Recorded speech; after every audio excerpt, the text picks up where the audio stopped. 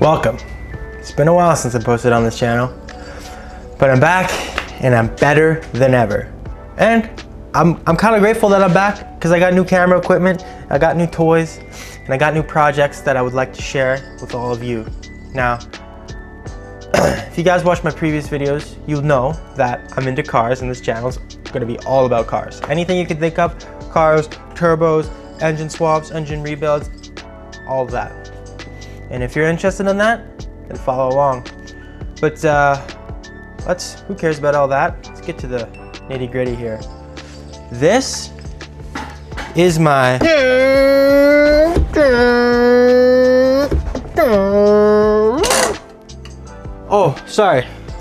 This is my BMW E30 325e. Now this is a 1988, so it's the first year of the late model. And the 325e is the emissions version of the E30. So it's a little bit more powered down and more focused on the emissions part of this engine. Now, the car didn't always look like this.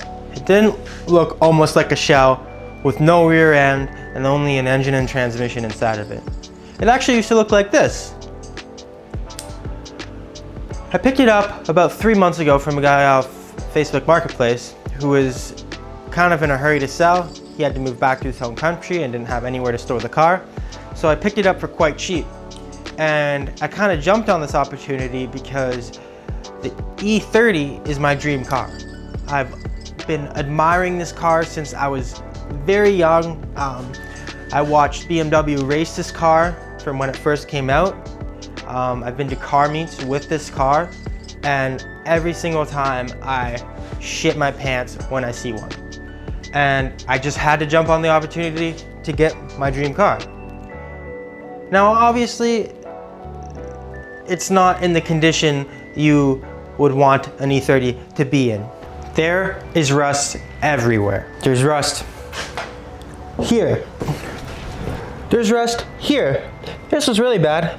This is where the floor pan meets the firewall meets the rocker. So I've already done some work as I've had this car for, 2-3 months. So I kind of cut holes and welded my own stuff in. And I've also welded some patch panels under the car. But let's get back to the rust. There's also rust here. Oh wait, let me show you. This used to be a massive hole in the floor pan. Same with that. There's rust here, here, there, here, there. Ooh. And a lot more other places. Now, when I bought the car, I did not know it was this bad. Everything I took off was rust underneath, rust rotted through, and every layer of seam sealer and primer that I grinded off had rust underneath it. But it is an E30, so it is worth it. Now, let me tell you about my plan for this car. So just a couple weeks ago, I picked up this M52 B28 out of a 328IS E36, along with this ZF 5-speed transmission. Now, my plan is to rebuild this M52 and eventually use that as my turbo engine. But there's one little problem. This car is not safetied, and safeties in Ontario are a pain in the ass. So my plan for safety is to take this engine out, put it on an engine stand once I get one, and I'm going to completely reseal the entire engine. Going that route, using stock everything that comes with this car, stock drivetrain, stock engine, muffler and everything, it's way easier to pass safety than it is to use a modified engine or not the stock engine of the car. So eventually, when this car is back on the road and when I safety it, that's when I will start the planning process of rebuilding this engine and putting it in there. But as of right now, I need to adjust all the rust, refurbish all the parts I've taken off the car, and I need to get the car back on the road. If that's something you guys would like to watch, then subscribe, follow along, and watch me rebuild the E30 because the final product is gonna be amazing. Now my focus as of right now is to get this engine ready to be pulled out because there's rust underneath in the engine bay and in the transmission tunnel that's kind of hard to get to.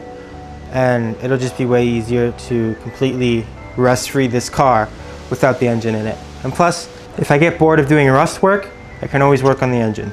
Let's start removing.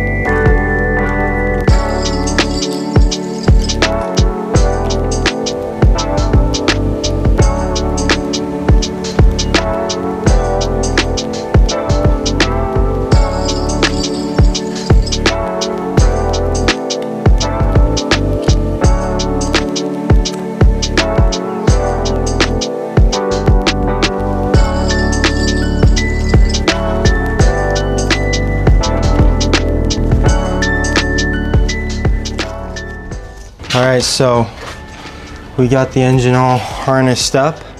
Pretty sure I got everything out, disconnected, so we're just gonna go under, disconnect the transmission, and get the hoist out here, get it on.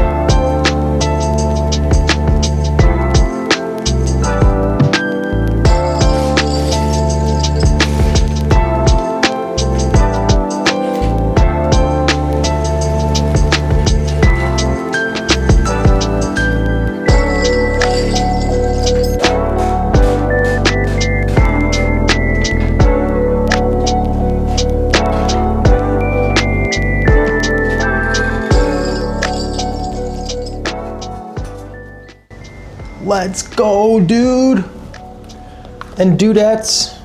Finally got the M20 out. Might not seem like it took me a while on video, but it took me like 5 or 6 days to fully get everything disconnected and the engine out. Lots of cuts as well. Got one there. That one hurt. Got that from the heat shield. I tore the heat shield out because when I was trying to get the transmission out, the heat shield came down, and then I turned to go grab my screwdriver and just completely tore my arm right open. But look how much space we got in the engine bay. So much room for activities. My plan is now to just completely de-rustify the car. You know, get all the rust out. That might take me a couple months, but it's worth it because, you know, doing it right the first time prevents going in the second time and having to do it then. So let's get this engine prepped and ready to put on the engine stand. When I was looking for engine bolts or engine mount bolts to go on the stand, I could not find the right ones for the life of me. So I was doing my research and went on Beamer forums and everything and chat GTP, and everybody said M12 by 1.75 is what you need for the mounting holes, which they were correct. And then also by 100 millimeters, or you measure the flange, like this is the flange of my engine stand, you measure that and add 30 millimeters. So as you can see, the threads just end as the flange ends. So it's perfect. But anyway, I went to 4 hardware stores. I went to Princess Auto, Home Depot, Rona, Canadian Tire. Every single one of them was in Imperial. Nothing, not one of them had M12. So I was kind of frustrated. So went on Amazon and ordered these. These are 12.9 grade steel, so that means they're strong and can hold the engine. Our plan is now to get the pressure plate off, check out the condition of the clutch inside, get the flywheel off, get it on the engine stand so we can take it off this hydraulic mount.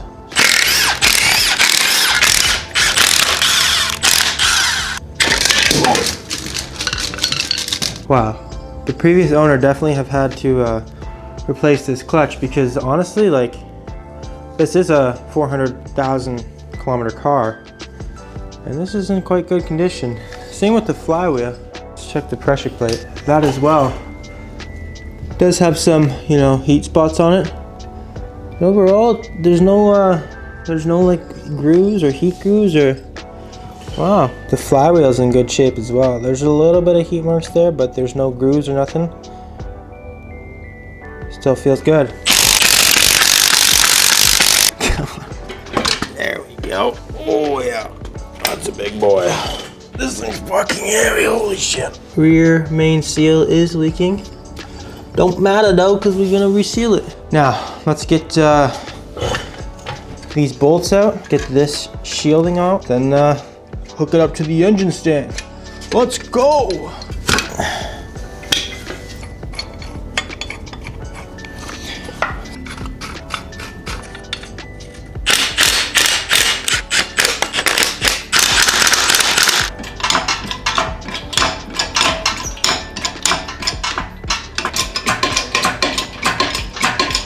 God, this is, oh.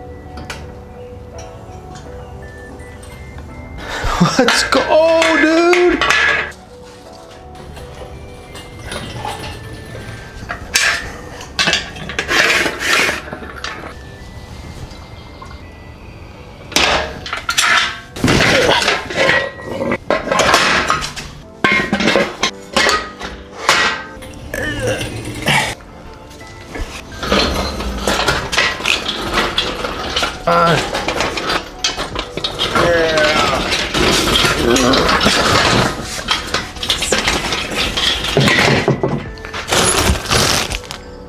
This is the throw-out bearing, which it's a little bit crusty. All right, guys, unfortunately, that concludes the video. This is kind of like a reintroductory video of who I am, my channel, what it's about, what I'll be doing, and kind of give you guys a glimpse into the project that I'm going to be filming for a while. So now that I've gotten the engine out, I'm probably going to do a little bit of research, order all new seals and gaskets, and we'll be taking this apart in the future, cleaning up all the parts, refurbishing them, maybe getting all the hardware zinc plated, and getting new seals and gaskets in there. Maybe new bearings, depending on what the old ones look like, but yeah, stay tuned for that. But I think the next video, or the next videos after, are going to include rust repairs, as I do need to get going on that because there is a lot and I kind of want to get all the nitty, gross, gritty stuff out of the way. Thank you guys for watching. Again, this is my channel, and you guys will mostly be seeing E46 and E30 content. So if that's something you guys enjoy and you want to follow along, I'd really appreciate it if you subscribe, as it'll help me out in the long run, and it'll motivate me to keep making these videos because I love cars, and I'm sure if you're watching this, you love cars. But till the time being, that's Nonzy out.